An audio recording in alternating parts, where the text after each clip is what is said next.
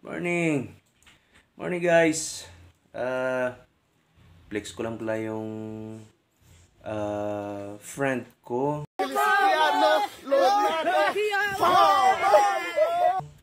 na naglagay sa akin ng hina dito. Sabi niya 3 days lang daw ito matatanggal na to eh.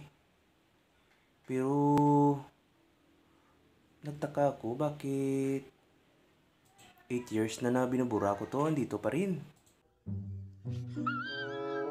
Puro original yung nilagay niya na hina kasi matagal matanggal eh, no? Pero sabi ng mga friend ko, hindi daw masakit pag nilagay ng hina eh. Oo, pero bakit sa akin ang sakit?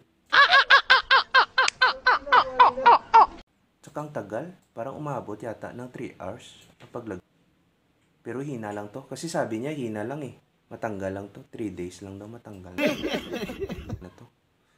8 years na. Pero, ganun talaga yan.